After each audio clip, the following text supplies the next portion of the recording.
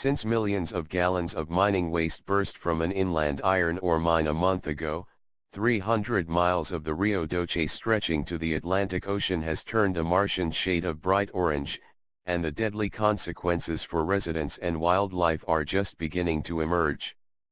At least 13 people died in the initial flooding, and many in communities along the river have suffered from diarrhea and vomiting as the toxic mud seeped into their water supply. 11 of the 90 native fish species in the river were already at risk of extinction prior to the spill, according to federal environmental officials, and experts believe that wide-ranging forms of animal and plant life will be wiped out as entire ecosystems are destroyed. With Brazil's level of biodiversity, the die-off is likely to include an untold number of species that have yet to even be discovered.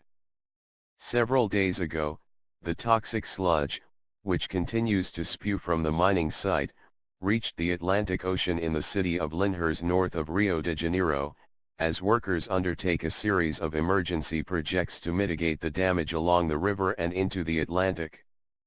There's never been a disaster like this before, so there's no guidebook for what we're supposed to do, said Rodrigo Pinedo, environmental secretary for Linhares, who is overseeing an emergency dam project to protect the city's water source.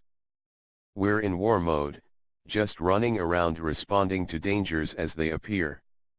Meanwhile, residents of Linhares, nearby Colatina, and myriad inland communities join long lines to receive bottled water from the military.